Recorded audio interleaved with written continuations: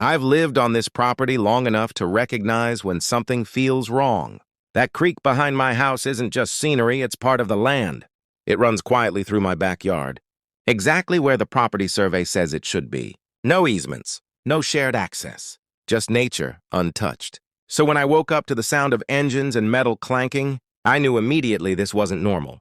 I looked out my window and saw cement trucks, construction workers, and 3 HOA board members standing right at the edge of my creek. No notice, no warning, no permission. I walked outside and asked what was going on. The HOA president smiled and said, "This creek is community property. We're improving it." That sentence didn't just surprise me, it shocked me.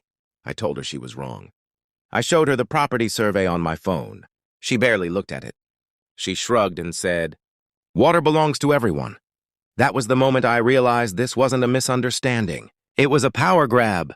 Within minutes, workers began pouring concrete into the creek, narrowing the flow. The water slowed. Then it backed up. By noon, my yard was flooding, and the HOA acted like this was all perfectly normal. By the next morning, the damage was obvious. The creek wasn't flowing naturally anymore. Water pooled where grass used to be. Mosquitoes swarmed. The ground turned soft and muddy. Instead of stopping, the HOA escalated. I found an HOA violation notice taped to my door. It accused me of interfering with an HOA-approved project. I couldn't believe it. They blocked my creek, and somehow I was the problem? When I confronted the board, they told me the project was approved internally and that any interference could result in fines. One board member leaned in and said, "You really don't want to fight the HOA?" That's when I stopped arguing, because HOAs only feel powerful until someone with real authority gets involved. That night, I made one phone call to the County Environmental Inspection Office.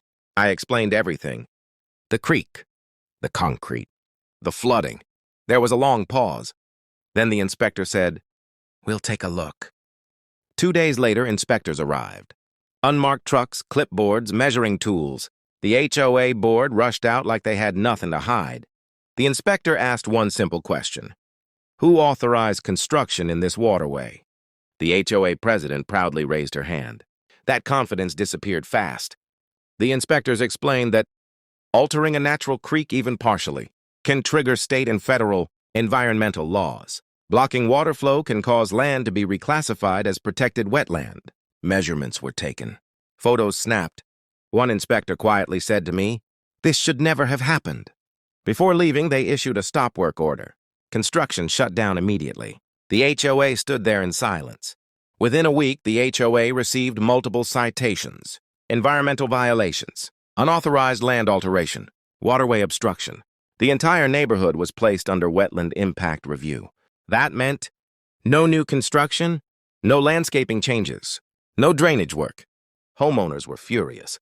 Then came the costs: removing the concrete, restoring the creek, environmental monitoring, all paid for by HOA funds, meaning higher dues. Suddenly, the board wanted to talk. They sent me a letter admitting the creek was never community property. Funny how fast that changed. The creek was restored. The water flowed again. The land recovered.